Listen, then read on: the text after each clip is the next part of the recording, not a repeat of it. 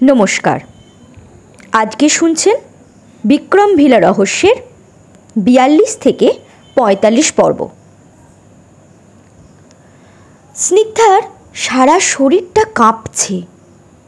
কে পড়ল ওখানে? সে তাড়াতাড়ি বারান্দা থেকে নেমে সামনে গিয়ে দেখল কেউ নেই, রক্তও নেই। সে আজ আর আশ্চর্য হলো না, কারণ আগে একদিন সন্ধ্যার পর সে প্রচণ্ড শব্দে কিছু পড়ার আওয়াজ শুনে দোতলার বারান্দা থেকে নিচে তাকিয়ে আবছা আলোয় দেখেছিল কাউকে এখানে পড়ে থাকতে। তাড়াতাড়ি নিচে এসে সেদিনও সে কাউকে দেখতে পায়নি। সে ভাবছে কোনো অশরীরী আত্মা আমাকে এসব দেখিয়ে ভয় দেখাচ্ছে, যাতে আমি ভয় পেয়ে এখান থেকে চলে যাই।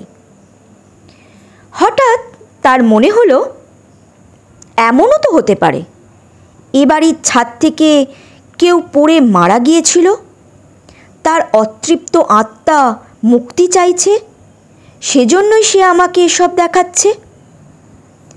যাই হোক না কেন, আমি এ বাড়ি থেকে যাব না।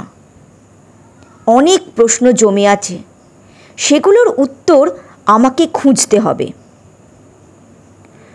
তন্ময় এসে বলল, আমি বেরোচ্ছি, সাবধানে যেও। ঠিক আছে, এই বলে তন্ময় বেরিয়ে গেল। তান্ত্রিক দরজা খুলে বাড়ির দিকে এগিয়ে আসছে। স্নিগ্ধা তাকে দেখে ঘাবড়ে গেল। তিনি এসে সাংঘাতিক কোনো কাণ্ড না ঘটিয়ে ফেলেন। স্নিগ্ধা নতুন মাদুলি তাকে ফেরত দিয়েছে। তান্ত্রিক নিশ্চয়ই রেগে বোম হয়ে আছে। তান্ত্রিক বাড়ির সামনে এসে দাঁড়ালো। স্নিগ্ধা তাকে হাত জোর করে নমস্কার করে বলল, ভেতরে এসে বসুন। তান্ত্রিক গম্ভীর গলায় বললেন, না, আমি কারোর বাড়িতে যাই না, তবুও বাধ্য হয়ে বিক্রম ভিলায় এলাম। তুই নতুন মাদুলি দুটো আমাকে ফেরত দিয়েছিস, পুরনো মাদুলি দুটো আমাকে ফেরত দে। নতুন মাদুলি দুটো পরেছিলাম, অশরীরী আত্মা আমায় আছাড় মেরেছিল, ভাগ্যের জোরে বেঁচে গেছি। কিন্তু পুরনো মাদুলি পরাতে অশরীরী আত্মা আমায় ছুঁতেই পারছে না। একদিন জানি না কেন একজন অশরীরী আত্মা আমায় ছুঁয়েছিল। আমি তোকে ভালো মাদুলি দিচ্ছি, এটা পরলে কেউ তোর ক্ষতি করতে পারবে না। এই বলে তান্ত্রিক তার কাঁধে ঝোলানো কাপড়ের ব্যাগ থেকে দুটো মাদুলি বের করে স্নিগ্ধার দিকে এগিয়ে দিয়ে বললেন, পুরনো মাদুলিটা খুলে এটা পর। স্নিগ্ধা মাদুলিটা হাতে নিয়ে বলল, পুরনো দুটো মাদুলি খুলে কাল হরিকাকাকে দিয়ে পাঠিয়ে দেব। তান্ত্রিক বিরক্তির সুরে বলল, এক্ষুনি দে। না, তাছাড়া তন্ময় এখন বাড়িতে নেই, তোরটা অন্তত দে। তান্ত্রিকের চোখ মুখ দেখে স্নিগ্ধা ভয় পেয়ে গেল। দিচ্ছি, এই বলে স্নিগ্ধা হল ঘরে গিয়ে কোমর থেকে মাদুলি খুলতে গেল। কেউ তার হাত চেপে ধরল। সে হাত নাড়াতে পারছে না। তার পল্লবীর কথা মনে পড়ল। সে মাদুলি খুলতে বারণ করেছিল, আর এখন কেউ তার হাত চেপে ধরছে। স্নিগ্ধা মাদুলিটা খুলবে না বলে মনস্থির করল। ভোরে ঘরের অশরীরী আত্মা তার গলা চাপতে এসে পারেনি, অথচ এখন কোনো অশরীরী আত্মা তার হাত চেপে ধরছে। এই ব্যাপারটা তার কাছে অদ্ভুত লাগছে। যাই হোক, এ তার ক্ষতি চায় না বোধহয়। স্নিগ্ধা মাদুলি না খুলে বাইরে গিয়ে সদ্য দেয়া মাদুলি দুটি তান্ত্রিককে ফেরত দিয়ে বলল, আমার এ মাদুলি লাগবে না, পুরনোটাই ঠিক আছে। পুরনো দুটো দিবি না তাহলে? না। তান্ত্রিক বিস্ফারিত চোখে স্নিগ্ধার দিকে তাকালো। এ বাড়ি থেকে যাচ্ছিস না, আবার মাদুলি দুটোও দিলি না, তোদের চরম ক্ষতি হবে। প্রচণ্ড রেগে কথাটা বলে তান্ত্রিক জোর পায়ে বাড়ি থেকে বেরিয়ে গেলেন। বিকেল 4টে বাজে। তন্ময় বাড়িতে নেই। শ্যামলী বারান্দা দিয়ে উঁকি মারছে আর বলছে, বৌদি। স্নিগ্ধা নিচেই হল ঘরে আছে। সে বারান্দায় এলো। শ্যামলী বলল, কুকুর এখানে নেই তো? শুধু কুকুর ছাড়া ভূত পেতনি মানুষ আমি কাউকে ভয় করি না। কুকুরটাকে আটকে রাখো। 3বার আমাকে কুকুরে কামড়েছে। সেই থেকে আমি কুকুরকে ভয় পাই, ওদের সহ্য করতে পারি না। স্নিগ্ধা বলল, রকি এখানে নেই, ঘরে আছে। শ্যামলী ব্যঙ্গের সুরে বলল, ওটার নাম রকি? হ্যাঁ। ভালো মন্দ খেয়ে খেয়ে কুকুরটার গতরখানা তো বেশ হয়েছে। ওকে না খাইয়ে যদি গরিব মানুষগুলোকে খাওয়াতে তো পুণ্য হতো। স্নিগ্ধা বিরক্ত হয়ে বলল, ভেতরে যাও। শ্যামলী রান্নাঘরে গেল। একটা পাত্রে কিছু এঁটো ভাত রয়েছে। শ্যামলী বলল, এগুলো কোথায় ফেলবো বৌদি? পাঁচিলের বাইরে আড়াল দেখে কোনো গাছের নিচে রেখে এসো, কুকুর বেড়ালে খেয়ে নেবে। কুকুর বিড়াল শেয়াল কোথায় পাচ্ছ? এখন এদিকে ওসব দেখা যায় না। মাসখানেক আগেও ওদের জ্বালায় অস্থির হতে হতো, আর এখন সব উধাও হয়ে গেছে। আগে শেয়ালের চিৎকারে ঘুমই আসতো না, আর এখন মাত্র 2-1টা শেয়ালের ডাক শোনা যায়। সব কোন চুলোয় যে গেছে কে জানে। শ্যামলী ভাতগুলো বাইরে ফেলে রান্নাঘরে এসে বাসন মাজছে। স্নিগ্ধা রান্নাঘরটা গোছাচ্ছে। শ্যামলী বলল, আমি সব কাজ করব, তুমি হারামজাদা কুকুর রকি না কি যেন নাম, ওকে দেখো, ও যেন না এসে যায়। স্নিগ্ধা এবার রেগে গেল। অমন করে কথা বলবে না, রকি খুব ভালো, তুমি নিজের কাজ করো। কুকুরের জন্য দরদ কত। বাসন মাজতে মাজতে মুখ ভেঙচে কথাটা বলল শ্যামলী। শ্যামলী বাসন মেজে ঘর ঝাড় দিচ্ছে।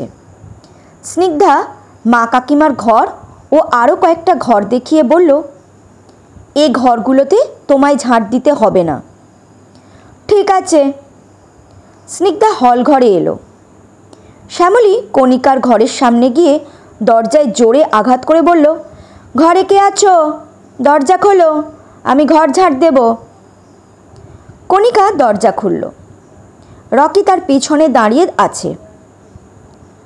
শ্যামলী রকিকে দেখে বলল, ওরে বাপ রে, বজ্জাত কুকুরটা এখানে, সরাও ওকে। কণিকা দড়াম করে দরজা বন্ধ করে দিল। শ্যামলী মুখ ভেঙচে বলল, বাবা রে বাবা, রাগ দেখো, কুকুরকে বজ্জাত বলেছি বলে মুখের ওপর দড়াম করে দরজা বন্ধ করে দিল। ঝাড় দেব না ঘর। শ্যামলী গজগজ করতে করতে ঝাড়ুটা ফেলে চলে গেল। সন্ধ্যা হয়ে এসেছে। স্নিগ্ধা হরিকাকার পিছু নিয়ে মন্দিরের কাছে গাছের আড়ালে লুকালো। আজ বুট পরা লোকটি বা খোঁড়া লোকটি কেউ এলো না। হরিপদ মন্দির বন্ধ করে বাড়ির দিকে এলো। স্নিগ্ধা মন খারাপ করে গাছের আড়াল থেকে বেরিয়ে চলে আসছে। অন্ধকার হয়ে গেছে। তার সামনে কিছু একটা পড়ল। স্নিগ্ধা আচমকা শব্দে কেঁপে উঠল। সে টর্চ জেলে দেখল একটা পায়ের কালো জুতো, পুরুষের পায়ের জুতো। সে জুতোটা কে ফেললো ভেবে চারিদিকে টর্চ জেলে তাকালো। সে কাউকে দেখতে পেল না। সে চলে আসছে। কিছুটা দূর এসে সে ভাবল, কার জুতো এটা, দেখতে হবে তো। কে বা কেন জুতোটা ফেললো? সে পিছন ফিরে আবার দৌড়ে গিয়ে জায়গাটিতে টর্চ মেরে দেখল জুতোটা এখনও সেখানেই আছে। স্নিগ্ধা জুতোটা কুড়িয়ে চাদরের তলায় লুকিয়ে নিয়ে বাড়িতে এলো। সে দোতলায় গিয়ে নিজেদের ঘরের বাথরুমের এক কোণে জুতোটা রেখে দিল। জুতোটা কার হতে পারে সে কথা সে তন্ময়ের কাছে শুনবে। তন্ময় রাত 8টার দিকে বাড়ি ফিরে খেয়ে দিয়ে বসে মোবাইল ঘাঁটছে। স্নিগ্ধা জুতোটা আনার জন্য বাথরুমে ঢুকে দেখল জুতোটা নেই। সে ভালো করে বাথরুমটা খুঁজেও জুতোটা পেল না। সে বাথরুম থেকে বেরিয়ে তন্ময়কে বলল, বাথরুমের এক কোণে একটি পায়ের জুতো রেখেছিলাম, তুমি কি কোথাও সরিয়ে রেখেছ? তন্ময় বলল, কয় না তো। মনে করে দেখো তো জুতোটা কোথাও সরিয়ে রেখেছ কি না। বলছি তো আমি দেখিনি, তাহলে সরালাম কোথা থেকে? স্নিগ্ধা মন খারাপ করে মনে মনে বলল, তাহলে কি ঘরের ভেতর রাখলাম? আমার স্পষ্ট মনে আছে আমি বাথরুমেই জুতোটা রেখেছিলাম। সে ঘরের ভেতর ভালো করে খুঁজে না পেয়ে বারান্দায় খুঁজতে গেল। সেখানেও না পেয়ে সে ঘরে এসে শুয়ে পড়ল। তন্ময় বলল, শুয়ে পড়লে যে? তা কি করব? না, এত তাড়াতাড়ি তো শোও না, এখানে এসে তো তুমি নিশাচর হয়ে গেছো। স্নিগ্ধা তন্ময়ের কথায় কান না দিয়ে ভাবছে, বাথরুমের ওই ছায়ামূর্তিটাই জুতোটা সরিয়েছে। তাছাড়া কে এক পায়ের জুতো নিতে আমাদের ঘরের ভেতরের বাথরুমে আসবে? আচ্ছা, হরি কাকা লুকিয়ে দেখেনি তো আমাকে জুতোটা নিতে? তারপর হয়তো আমরা নিচে খেতে গেলে আমাদের বাথরুমে ঢুকে জুতোটা সরিয়েছে। জুতোটা হয়তো তার পরিচিত কারোর পায়ের। হরি কাকা পায়ের মাপের জুতো তো ওটা নয়। হরি কাকা ছোটোখাটো মানুষ, তার পাও ছোট, কিন্তু ও জুতো তো বড় মাপের। তন্ময় আর মৃন্ময়েরও নয়। ও জুতো আমার সামনে ফেলে কেউ কি কিছু বোঝাতে চেয়েছে যা আমি বুঝতে পারছি না? আমার সামনে জুতো পরা, সে জুতো আবার বাথরুম থেকে গায়েব হওয়া, এর মধ্যে কিছু তো একটা রহস্য আছে যা আমাকে খুঁজে বের করতে হবে। স্নিগ্ধা গতকালের মতো আজও খুব ভোরে বাড়ির থেকে বেরিয়ে গেল। সে মন্দিরের পিছনের গেটটার বাইরে রাস্তার ওপারে কালকের মতোই সেই গাছটার নিচে গিয়ে দাঁড়িয়ে রইল। আজ কুয়াশাটা কম আছে, বেশ কিছুক্ষণ হয়ে গেছে। আজও সে কাউকে ঢুকতে বা বেরোতে দেখছে না। তার মনটা খারাপ হয়ে গেল। কি করে সে জানবে মন্দিরের ভেতরে ওরা কি করে? বুট পরা লোক বা মোটা খুঁড়িয়ে হাঁটা লোকটি বা কে? কোথায় থাকে তারা? জঙ্গলের ভেতরে পাখিরা কিচিরমিচির করছে। অন্ধকার কেটে গিয়ে চারপাশ আস্তে আস্তে পরিষ্কার হয়ে গেছে। স্নিগ্ধা অন্যমনস্ক হয়ে বাড়ির সামনের দিকে আসছে। স্নিগ্ধার পাশ দিয়ে কয়েকজন মহিলা কাঠ কুড়াতে যাচ্ছে। তাদের মধ্যে একজন জঙ্গলের একদিকে হাত দেখিয়ে বলল, ওই দিকটায় চল। আর একজন বলল, ওদিকে যাব না, বড্ড গন্ধ। দুনিয়ার সব শেয়াল কুকুর বেড়াল ওখানে মরে পড়ে আছে, কারা মেরে এখানে ফেলেছে কে জানে। মহিলাটার কথা শুনে স্নিগ্ধার বুকটা ছ্যাঁত করে উঠল। শ্যামলী কাল বলেছিল শেয়াল কুকুর বেড়াল সব উধাও হয়ে গেছে, তাহলে কি রক্তচোষা? মহিলারা স্নিগ্ধার দিকে তাকাতে তাকাতে এগিয়ে গেল। স্নিগ্ধা বলল, শোনো। তারা পিছন ফিরে দাঁড়ালো। একজন বলল, আমাদের কিছু বলছো? হ্যাঁ, কোথায় শেয়াল কুকুর বেড়াল মরে আছে গো? মেয়েটি হাত দিয়ে জঙ্গলের ভেতর দিকে দেখিয়ে বলল, ওই দিকে একটা গর্তের ভেতরে। ও, এখান থেকে গর্তটা কত দূরে?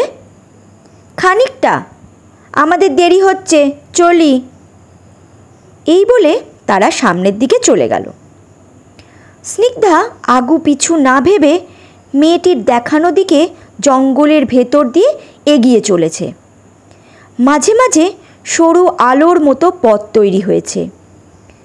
লোকজন আসা যাওয়া করে বোঝা যাচ্ছে। শুকনো কাঠকোড়াতে মহিলারা ঢোকে। স্নিগ্ধা কিছুটা যাওয়ার পর নাকে পচা গন্ধ আসছে।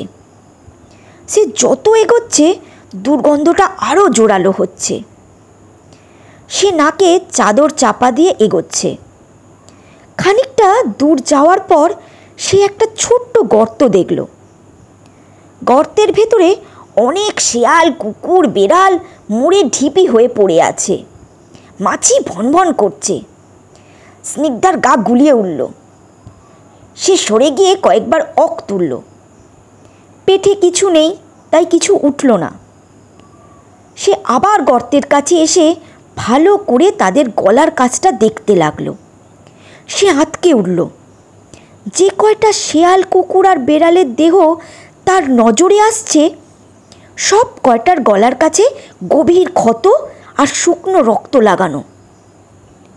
স্নিগ্ধার দু চোখ বেয়ে জল গড়িয়ে পড়ছে। নিরীহ প্রাণীগুলো রক্তচোষা পেত্নীর শিকার হয়েছে ভেবে তার খুব কষ্ট হচ্ছে। সে সেখান থেকে সরে এলো। সে গায়ে বল পাচ্ছে না। একটু যে বসবে কোনো গাছের তলায়, কিন্তু দুর্গন্ধের জ্বালায় সে উপায়ও নেই। সে কোনো মতে শরীরটাকে টেনে নিয়ে আসছে। হঠাৎ কর্কশ সুরে পাখি ডেকে উঠল। সে গাছের দিকে তাকালো। সেই ভয়ঙ্কর বিভৎস পাখিটা। স্নিগ্ধার গা হাত পা কাঁপছে। পাখিটা তার দিকে তেড়ে আসছে। সে জোর দৌড় লাগালো। একে তো জঙ্গলের সরু পথ, তার ওপর আঁকা বাঁকা, কোথাও বা পথই নেই। সে জঙ্গল ডিঙিয়ে এগোচ্ছে। বেশ কিছুটা দৌড়ানোর পর এক সময় সে হোঁচট খেয়ে পড়ে গেল। পাখিটা তার ওপর দিকে উঠছে আর মুখ বিকৃত করে গগনভেদী চিৎকার করতে করতে অগ্নি দৃষ্টিতে তাকাচ্ছে। এবার পাখিটার মুখ দিয়ে তলোয়ারের মতো দুটো লম্বা ধারালো দাঁত বেরিয়ে স্নিগ্ধার বুকের দিকে আসছে। স্নিগ্ধা ভয়ে আতঙ্কের চোখ বন্ধ করে অচেতন হয়ে পড়ে রইল। স্নিগ্ধা চোখ মেলে দেখল তার মুখের ওপর দুই জোড়া কৌতূহলী চোখ। উৎকণ্ঠার সাথে তারা তার দিকে চেয়ে আছে। সে ঘাবড়ে গিয়ে তাড়াতাড়ি উঠতে উঠতে বলল, কে তোমরা? স্নিগ্ধা গায়ের পোশাক টেনে ঠিক করছে। গাছপালার ফাঁক দিয়ে সূর্যি মামা উঁকি দিচ্ছে। একজন মধ্যবয়সী মহিলা ও একটি 15-16 বছরের মেয়ে বসে আছে। তারা মা মেয়ে। মধ্যবয়সী মহিলাটি বলল, আমাদের বাড়ি একটু দূরে, কাঠ কুড়াতে এসেছিলাম। ফেরার পথে তোমাকে এখানে পড়ে থাকতে দেখে কাছে এলাম। পাশে দুয়াটি শুকনো ডাল রয়েছে, এগুলো এদের। স্নিগ্ধা নিজের শরীরের দিকে তাকিয়ে দেখল কোনো ক্ষত নেই। সে মনে মনে বলল, আমার শরীরে পাখিটা তার মানে দাঁত বসায়নি। সে এদিক ওদিক তাকিয়ে পাখিটাকে দেখতে লাগলো। মধ্যবয়সী মহিলা বলল, অমন করে কি দেখছো? কোনো কিছু দেখে ভয় পেয়েছো? স্নিগ্ধা কিছু বলল না। মধ্যবয়সী মহিলা বলল, তোমাকে দেখে মনে হচ্ছে এখানকার মানুষ তুমি নও। কি করতে জঙ্গলে ঢুকেছ? স্নিগ্ধা এবারও নিরুত্তর রইল। মেয়েটি মিষ্টি হেসে বলল, কি সুন্দর দেখতে তুমি। শহরে থাকো তাই না? কোন বাড়িতে বেড়াতে এসেছো? স্নিগ্ধা মেয়েটির প্রশ্নের উত্তর না দিয়ে বলল, বিক্রম ভিলাটা কোন দিকে? মেয়েটি বলল, বিক্রম ভিলায় যাবে? চলো আমরাও ওদিকে যাব। সবাই উঠল। মা মেয়ে শুকনো ডালের আঁটি মাথায় তুলল। তারপর তারা জঙ্গলের সরু পথ দিয়ে এগিয়ে যাচ্ছে। স্নিগ্ধা মাঝে রয়েছে। মধ্যবয়সী মহিলা বলল, বিক্রম ভিলায় বুড়ো চাকরটা ছাড়া অনেক দিন কাউকে দেখতে পাই না। রাতে এ বাড়িতে আলোও জ্বলে না। এরা সবাই কি শহরে গেছে? ভোরে কাঠকুড়াতে আসার পথে 2-3 দিন দেখেছি মন্দিরের পিছনের গেট দিয়ে একজনকে বেরোতে। স্নিগ্ধা কৌতূহলী হয়ে বলল, তোমরা চেনো লোকটিকে? লোকটির মুখটি ঢাকা ছিল, চোখ দুটো শুধু পিটপিট করছিল। ঝড়ের মতো হেঁটে চলে গিয়েছিল লোকটি। আজ কি দেখেছো লোকটিকে? না। লোকটির পায়ে কি বুট জুতো ছিল? সেটা তো লক্ষ্য করিনি। মেয়েটি বলল, হ্যাঁ, লোকটির পা দিয়ে গটগট আওয়াজ হচ্ছিল, আমি শুনেছিলাম। কোন দিকে গিয়েছিল লোকটি? মেয়েটি আর তার মা হাত দিয়ে দেখিয়ে দিল কোন দিকে। আচ্ছা, ওই দিকটা দিয়ে কি বাঁকা কোনো পথ গিয়েছিল? মহিলাটি বলল, লক্ষ্য করিনি। মেয়েটি বলল, মন্দিরের পিছনের গেটের রাস্তা দিয়ে কিছুটা গিয়ে ডান দিকে একটা রাস্তা গেছে, সেই রাস্তা দিয়ে লোকটি গিয়েছিল। তারা বিক্রম ভিলার সামনে এসে গেছে। মা মেয়ে আসছি বলে চলে গেল। স্নিগ্ধা গেটের সামনে দাঁড়িয়ে রইল। প্রাণকৃষ্ণবাবু রাস্তা দিয়ে আসছেন। তিনি স্নিগ্ধাকে দেখে বললেন, কেমন আছো মা? ভালো। তোমার চোখ মুখ অমন দেখাচ্ছে কেন? তুমি ঠিক আছো তো? স্নিগ্ধা নিজেকে স্বাভাবিক রাখার চেষ্টা করে বলল, হ্যাঁ কাকাবাবু, আপনি কেমন আছেন? প্রাণকৃষ্ণবাবু বড় একটা দীর্ঘশ্বাস ফেলে বললেন, সবই তো শুনেছ, আমার আবার ভালো থাকা। তুমি আমাদের বাড়িতে যাও না কেন মা? তুমি গেলে বেশ ভালো লাগে। তোমার কাকিমা তোমার মাঝে পল্লবীকে খুঁজে পায়। স্নিগ্ধা মনে মনে বলল, খুঁজে পায় না, আমায় মারতে চায়। কি ভাবছো বৌমা? কিছু না, যাব একদিন। আজ আমাদের বাড়িতে সন্ধ্যায় যাবে, বাড়িতে পুজো আছে। তোমার কাকিমা বারবার করে তোমাদের যেতে বলেছে। সে তো বলবেনই, তিনি আবার হয়তো আমাদের মারার অন্য কোনো প্ল্যান বার করেছেন। পুজোর নিমন্ত্রণ করার জন্যই তোমাদের বাড়িতে আসছিলাম। যেও কিন্তু বৌমা। যাব, আপনি ভেতরে চলুন। না বৌমা। স্নিগ্ধা প্রাণকৃষ্ণবাবুর পায়ের জুতোর দিকে তাকালো। এনার পা বড়, ওই জুতোটা ঢুকে যাবে। স্নিগ্ধা ভাবল, কাল সন্ধ্যায় পাওয়া জুতোটা এনার নয় তো? কি যাতা ভাবছি, এনাকে তো মন্দিরের দিকে যেতে দেখিনি। পায়ের দিকে তাকিয়ে কি দেখছো বৌমা? স্নিগ্ধা লজ্জা পেয়ে বলল, কিছু না। যেও বৌমা। এই বলে প্রাণকৃষ্ণবাবু চলে গেলেন। স্নিগ্ধা ভাবল, তন্ময় নিশ্চয়ই এতক্ষণ ঘুম থেকে উঠে গেছে। সে যদি আমাকে দেখতে না পেয়ে কি করবে জানি না। স্নিগ্ধা জোর পায়ে হেঁটে খাওয়ার ঘরে গেল। তন্ময় রুটি আর তরকারি খাচ্ছে। স্নিগ্ধা ভয়ে ভয়ে একটি চেয়ার টেনে নিয়ে বসে বলল, কাকাবাবু সন্ধ্যায় ওনাদের বাড়িতে যেতে বলেছেন, পুজো আছে। কাকাবাবুদের বাড়িতে গিয়েছিলে তুমি? তুমি সময় মতো চলে যেও, আমি যাব না। স্নিগ্ধা মনে মনে বলল, ও বাড়িতে তোমার না যাওয়াই ভালো। শ্যামলী খাওয়ার ঘরে ঢুকলো। তার হাতে একটা মোটা লাঠি। সে স্নিগ্ধার দিকে তাকিয়ে বলল, আজ আসতে অনেক দেরি হয়ে গেল বৌদি, তোমাদের কুত্তাটাকে সাবধানে রেখো, এদিকে যেন না আসে। তন্ময় খেয়ে বেরিয়ে গেল। শ্যামলী রান্নাঘরে বাসন মাজছে। স্নিগ্ধা রান্নাঘরের দেওয়ালের গায়ে লাঠি দেখে বলল, লাঠি এনেছো কেন? তোমাদের কুত্তার জন্য, পাজিটা এলেই ঘা মারব। স্নিগ্ধা রেগে বলল, ওকে কুত্তা পাজি বলবে না, আর ওকে মারবেও না। ওকে ভালো না লাগলে কাজে এসো না। শ্যামলী ঝাঁঝিয়ে উঠে বলল, তুমি বললেই হলো, তন্ময় দাদাবাবু আমাকে রেখেছে, তোমার কথায় আমি কাজ ছাড়ব না।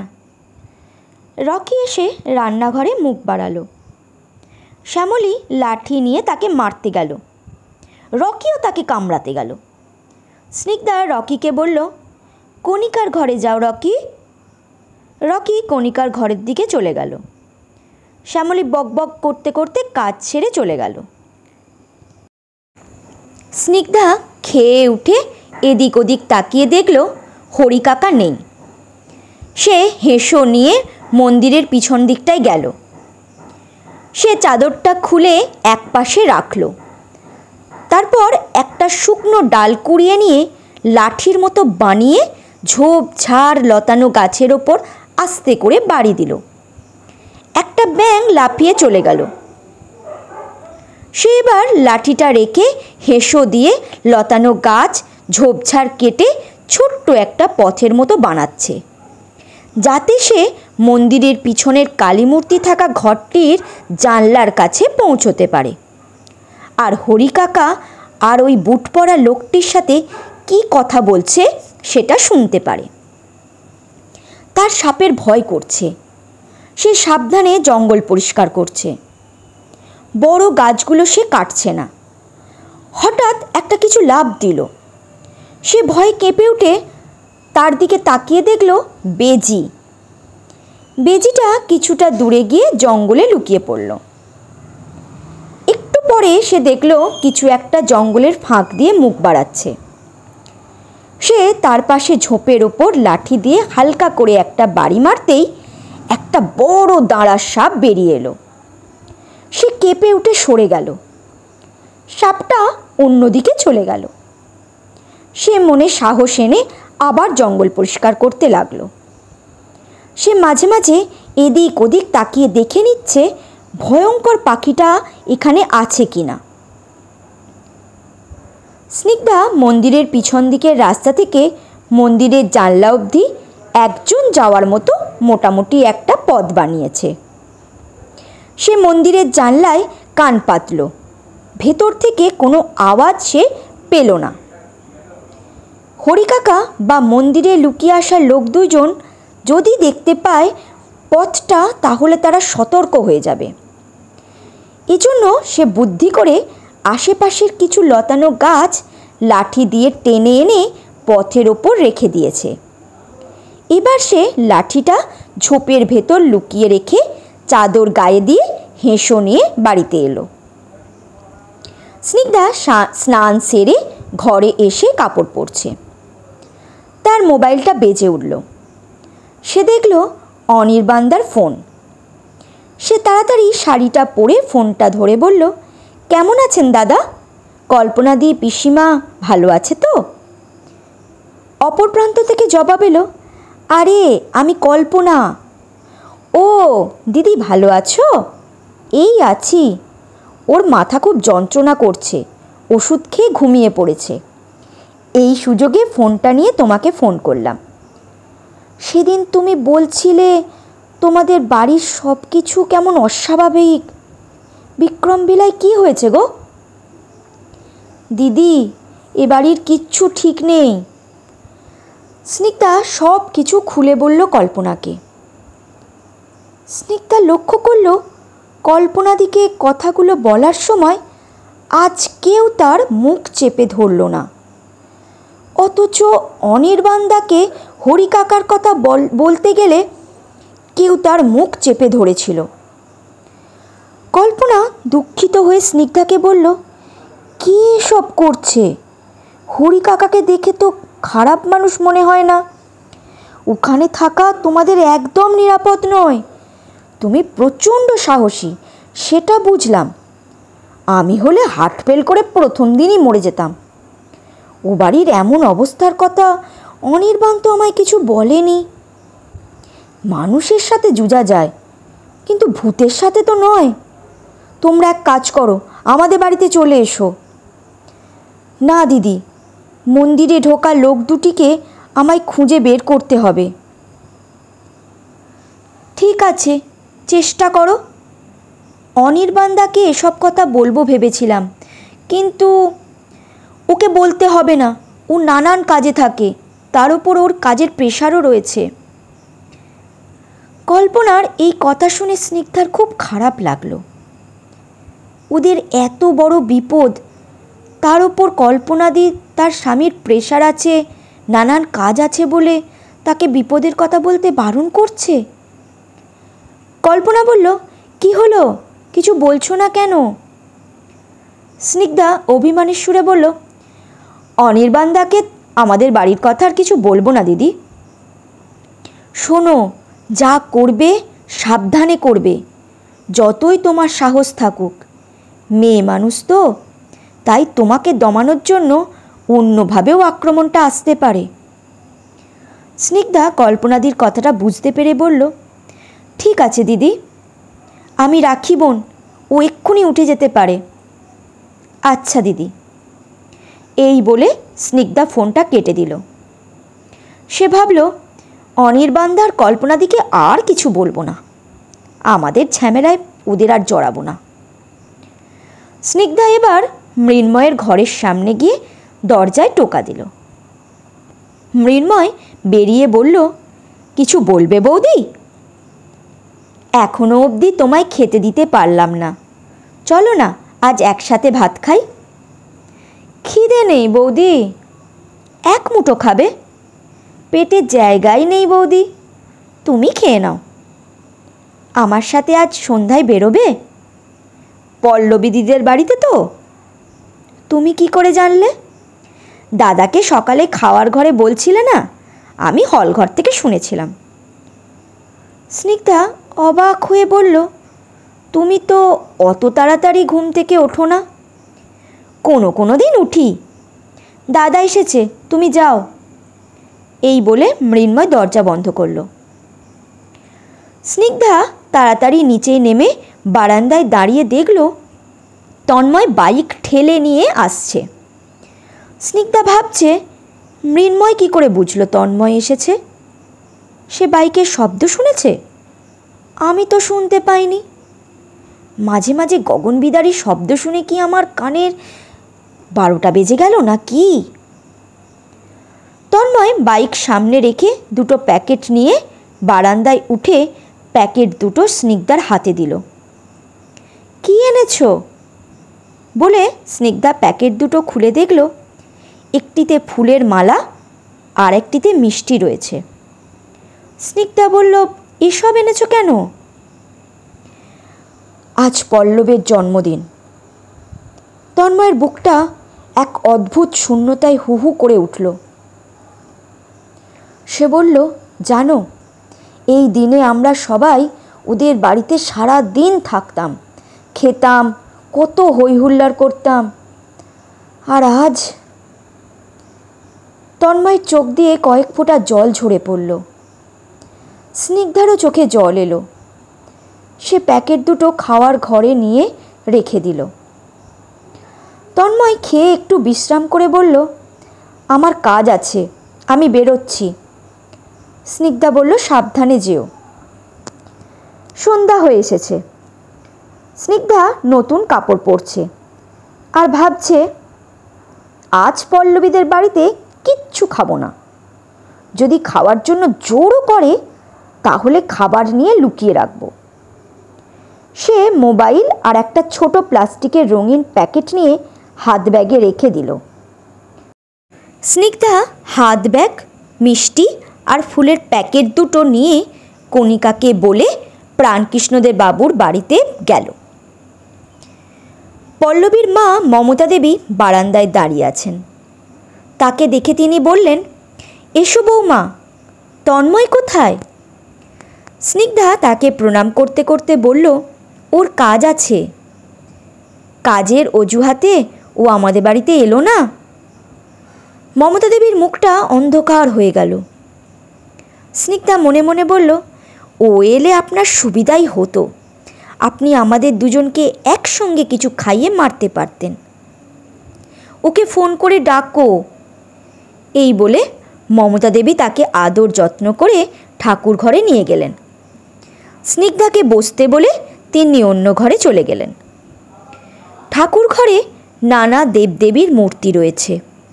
তাদের সামনে পল্লবের ছবি রাখা রয়েছে, তাতে মালা পরানো। ঠাকুরমশাই পুজো করছেন। শ্যামলী ঠাকুরমশাইয়ের যেটা দরকার হচ্ছে সেটা এগিয়ে দিচ্ছে।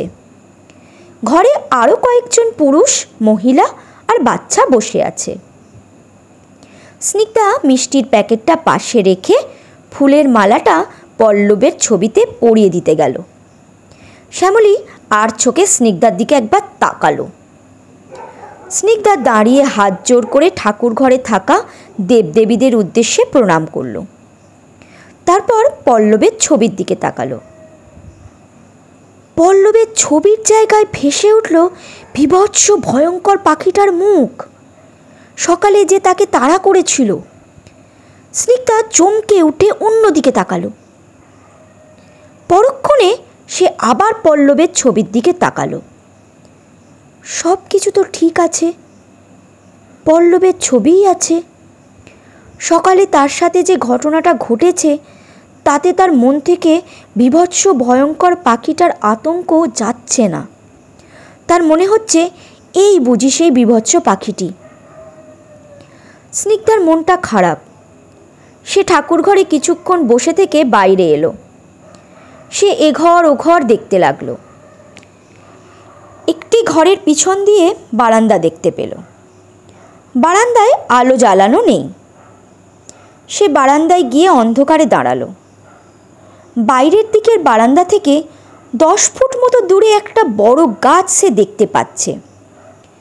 গাছের নিচে একটা প্লাস্টিকের প্যাকেট কাত হয়ে পড়ে আছে। তার ভেতর থেকে কিছু বেরিয়ে আছে। স্নিগ্ধা হাত ব্যাগটা থেকে মোবাইলটা বের করে ফ্ল্যাশ লাইটটা চেপে আলো ফেললো প্লাস্টিকটার দিকে। সে চমকে উঠল। ব্যাগের ভেতরে বুট জুতো দেখা যাচ্ছে। সে ভাবছে, আমাদের মন্দিরে গোপনে যে লোকটি যায় সে এই রকমই কালো রঙের বুট জুতো পরেই যায়। এই বুট জুতোর জোড়া নিশ্চয়ই সেই লোকটির।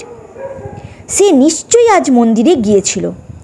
সেখান থেকে এসে বুট জুতো জোড়া প্লাস্টিকে ভরে এখানে লুকিয়ে রেখে এই বাড়িতে ঢুকেছে।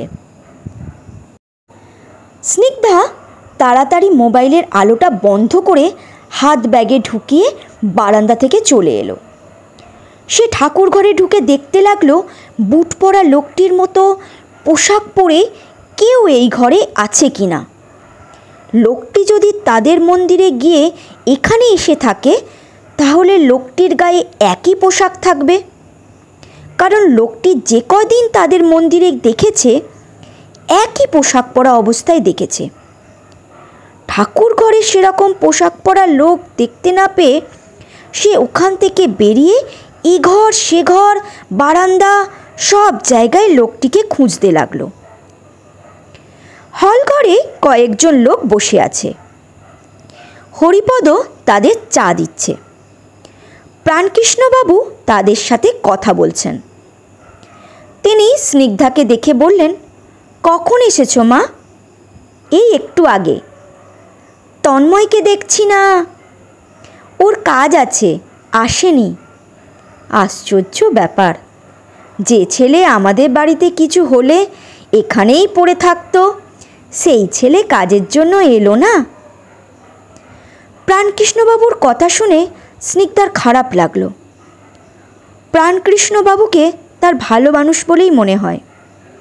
তন্ময় এলে মানুষটির ভালো লাগতো। অনির্বাণ হল ঘরে ঢুকছে। প্রাণকৃষ্ণবাবু বললেন, এসো। আপনাদের শরীর ভালো আছে তো? এই বেঁচে আছি বাবা, তুমি এসেছো, খুব খুশি হয়েছি। স্নিগ্ধাকে দেখে অনির্বাণ বলল, কেমন আছো স্নিগ্ধা? ভালো। তন্ময় আসেনি? না। সে কি? প্রাণকৃষ্ণবাবু বললেন, বসো তোমরা। স্নিগ্ধাকে চিন্তিত দেখাচ্ছে। অনির্বাণ বলল, কি হয়েছে স্নিগ্ধা? কিছু হয়নি দাদা, আমি একটু ভেতরে যাচ্ছি। এই বলে স্নিগ্ধা ঘরে গেল। সে নিচের ঘরগুলোতে লোকটিকে খুঁজে না পেয়ে দোতলায় গেল। দোতলায় কাউকে সে দেখতে পাচ্ছে না। একটা ঘরের দরজা খোলা দেখে সে ভেতরে ঢুকল। একজন বয়স্ক পুরুষ শুয়ে আছেন। তিনি তার দিকে তাকালেন। স্নিগ্ধা লজ্জা পেয়ে ঘর থেকে বেরিয়ে পড়ল। এবার সে পল্লবীর ঘরের দিকে তাকালো। চোখটা তার ছলছল করে উঠল। সে ধীরে ধীরে নিচের তলায় নেমে আসছে। মমতা দেবী সিঁড়ি দিয়ে তাকে নামতে দেখে বললেন, পুজো হয়ে গেছে বৌমা, এদিকে এসো। এই বলে তিনি স্নিগ্ধার হাত ধরে রান্নাঘরে নিয়ে গিয়ে কয়েকটা নাড়ু দিয়ে বললেন, খাও। না, আমি খাবো না, আমার গ্যাস হয়েছে। নারকেলের নাড়ু খেলে আরও গ্যাস বাড়বে। তিনি এবার একটা সন্দেশ নিয়ে বললেন, এটা খাও, এটা খেলে কোনো সমস্যা হবে না। না, আমি কিছু খাবো না। তিনি জোর করে সন্দেশটা স্নিগ্ধার মুখের ভেতরে ঢুকিয়ে দিলেন। স্নিগ্ধা ভাবল, এবার আমি গেছি। স্নিগ্ধা সন্দেশটা মুখে নিয়ে খাওয়ার ভান করে বলল, জল জল খাওয়ার ঘরে আছে, আমি এনে দিচ্ছি। এই বলে ব্যস্ত হয়ে খোঁড়াতে খোঁড়াতে মমতা দেবী খাওয়ার ঘরে জল আনতে গেলেন। এই সুযোগে স্নিগ্ধা হাত ব্যাগ থেকে প্লাস্টিকের প্যাকেটটা বের করে তাতে মুখের ভেতরের সন্দেশটুকু ফেলে তাড়াতাড়ি প্লাস্টিকটা হাত ব্যাগে ভরছে। মমতা দেবী জলের গ্লাস এনে বললেন, জল খাও, ব্যাগটা তো খুব সুন্দর। স্নিগ্ধা তাড়াতাড়ি প্লাস্টিকটা হাত ব্যাগে ভরে চেন আটকালো। তারপর হেসে জলের গ্লাসটা নিয়ে খাওয়ার ঘরে এসে বেসিনে কুলি করে জল খেলো। স্নিগ্ধা বুঝতে পারছে তার মনোবেদনা। দুটো ছেলে মেয়েকে তিনি হারিয়েছেন। মমতা দেবীর তারপরে রাগ করাটা স্বাভাবিক, কিন্তু এতে তো তার দোষ নেই, সেটাও মমতা দেবীর বোঝা উচিত। তাদের মারতে চাওয়াও তো অন্যায়। প্রাণকৃষ্ণবাবু এসে বললেন, সবাই খেতে বসেছে, তুমিও বসবে, এসো। স্নিগ্ধা বলল, আমি খাবো না, আমার গ্যাস হয়েছে। প্রাণকৃষ্ণবাবু বললেন, একটু কিছু খাও। না কাকাবাবু, আমার মাথাটা ধরেছে, কিছু খাবো না আমি। একটু কিছু মুখে না দিলে খারাপ দেখায় মা। কাকিমার হাতে সন্দেশ খেয়েছি। ও, এই বলে প্রাণকৃষ্ণবাবু চলে গেলেন। যে ঘরটিতে সবাই খাচ্ছে, স্নিগ্ধা সেই ঘরটির এক কোণে দাঁড়িয়ে সবাইকে দেখছে। মন্দিরে যে পোশাক পরে বুট পরা লোকটি ঢোকে, এখানে সেই পোশাক কারোর গায়ে নেই।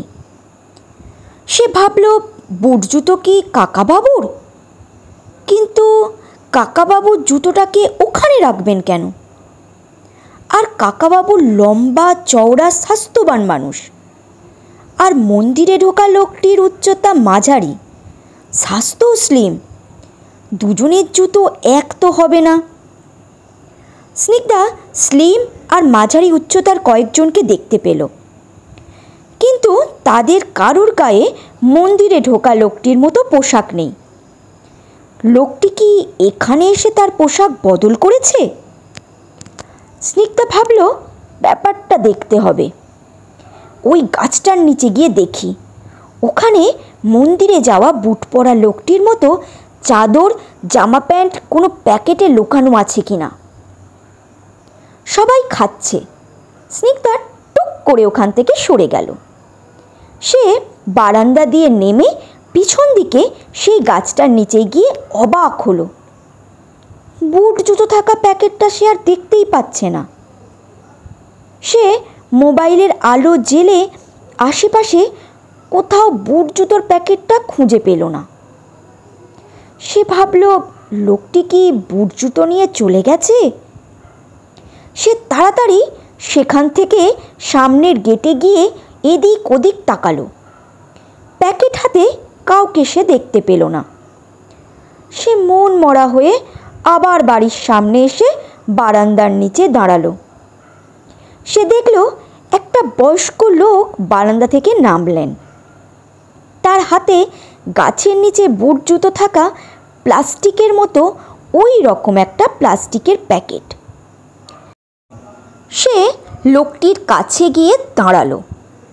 প্লাস্টিকটাকে দেখে বোঝা যাচ্ছে তাতে ভারী কিছু আছে। সে লোকটির প্লাস্টিকে বুট জুতোটা আছে কিনা দেখার চেষ্টা করল।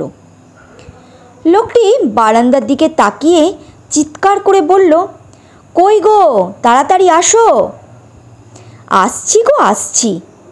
এই বলে একজন বয়স্কা মহিলা বারান্দা থেকে হাসতে হাসতে নামছেন। স্নিগ্ধা কি করবে বুঝতে পারছে না। হঠাৎ তার মাথায় একটা বুদ্ধি আসলো। সে লোকটির পাশ দিয়ে যেতে গিয়ে ইচ্ছে করে প্যাকেটটির কাছে পড়ে গেল। সে পড়ার সময় প্যাকেটটি টানল। লোকটি আলগোছে প্যাকেটটি ধরেছিল, তাই প্যাকেটটিও নিচে পড়ে গেল। স্নিগ্ধা তাড়াতাড়ি প্যাকেটটি তুলে তার ভেতরটায় দেখল টিফিন ক্যারিয়ার। সে হতাশ হলো। সে বয়স্ক লোকটিকে বলল, সরি, হোঁচট খেয়ে পড়ে গিয়েছিলাম। লোকটি গম্ভীর মুখে বলল, সাবধানে চলো, এক্ষুনি তো দাঁত ভাঙতো। স্নিগ্ধা মাথা নাড়ল। বয়স্ক লোকটি তার স্ত্রীকে নিয়ে চলে গেলেন। শ্যামলী এসে বলল, তুমি এখানে? কর্তাবাবু ডাকছেন। স্নিগ্ধা ঘরে গেল। অনির্বাণ বলল, চলি স্নিগ্ধা, তুমি আর তন্ময় যেও আমাদের বাড়িতে। স্নিগ্ধা হ্যাঁ সূচক মাথা নেড়ে বলল, আমাদের বাড়িতে চলুন, অন্য একদিন যাব। এই বলে অনির্বাণ বাইরে বেরিয়ে বাইক নিয়ে চলে গেল। প্রাণকৃষ্ণবাবু স্নিগ্ধাকে বললেন, একটু কিছু মুখে দাও বৌমা। না কাকাবাবু, আমি এবার আসছি। মমতা দেবী বললেন, দাঁড়াও বৌমা। তিনি শ্যামলীকে ডেকে বললেন, ওদের খাবারটা প্যাক করে দে তো। হরিপদ বলল, আমি এদিকটা গুছিয়ে তবে যাব মা। স্নিগ্ধা মাথা নাড়ল। একটু পরে শ্যামলী খাবার নিয়ে স্নিগ্ধার হাতে দিয়ে রাগী দৃষ্টিতে তাকিয়ে বলল, এই নাও। স্নিগ্ধা প্যাকেটটা হাতে নিয়ে বলল, আসছি। প্রাণকৃষ্ণবাবু বললেন, চলো, আমি তোমাকে এগিয়ে দিয়ে আসি। না কাকাবাবু, আমি একাই যেতে পারবো। এই বলে স্নিগ্ধা প্যাকেটটা নিয়ে প্রাণকৃষ্ণদেববাবুর বাড়ি থেকে বেরিয়ে নিজেদের বাড়ির দিকে আসছে। একটুখানি আসার পর আর রাস্তায় আলো নেই। সে মোবাইলের আলো জ্বালালো। স্নিগ্ধা রকির গলার আওয়াজ পাচ্ছে। রকি তারস্বরে চিৎকার করছে। স্নিগ্ধা জোর পায়ে হাঁটছে। সে দূর থেকে আবছা দেখতে পাচ্ছে বিক্রম ভিলার সামনে একটা বাইক দাঁড়িয়ে আছে। বাইকের পিছন তার দিকে। বাইকে কেউ বসে আছে। ভেতর থেকে কেউ একজন খুঁড়িয়ে খুঁড়িয়ে হেঁটে বেরিয়ে এসে বাইকের পিছনে বসল। স্নিগ্ধা ভাবল, এই লোকটি মন্দিরে আসা খুঁড়িয়ে হাঁটা লোকটা না? তার মতোই তো মনে হচ্ছে। সে মোবাইলের আলোটা বাইকের দিকে মারল। দূর থেকে আসা মোবাইলের আলোয় বিক্রম ভিলার সামনেটা ঠিক মতো দেখা যাচ্ছে না। স্নিগ্ধা বাইকের সামনের লোকটিকে দেখতে পাচ্ছে না। আগে যেদিন সে খুঁড়িয়ে হাঁটা লোকটিকে দেখেছিল, এই চাদরটি সে তার গায়ে দেখেছিল। স্নিগ্ধা শাড়িটা একটু উঁচু করে ধরে বাইকের দিকে দৌড় দিল। বাইক জোর গতিতে সামনের দিকে গিয়ে অন্ধকারে মিলিয়ে গেল।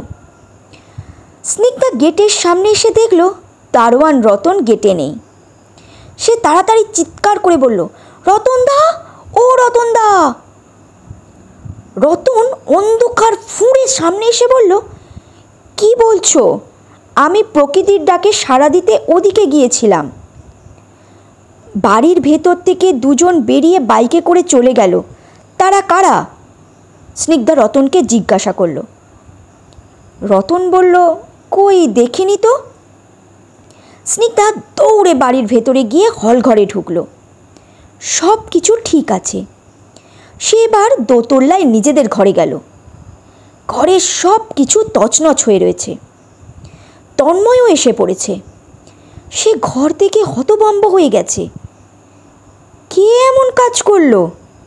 অন্য ঘরগুলো তো ঠিকই আছে। আগেও একদিন এই ঘরটিতে কেউ ঢুকে এমন তছনছ করেছিল। স্নিগ্ধা ভাবছে, এরা আমাদের তাড়াতে চাইছে, না হয় এ ঘরে এমন কিছু মূল্যবান জিনিস আছে যেটা ওরা খুঁজতে এসেছিল। পেয়েছে কিনা কে জানে। যদি এ ঘরে কিছু লুকোনো থাকে তাহলে সে জিনিসটা কি আমাকে জানতেই হবে। আমরা বাড়ি নেই এই খবরটা হরিকাকাই নিশ্চয়ই ওদের দিয়েছে।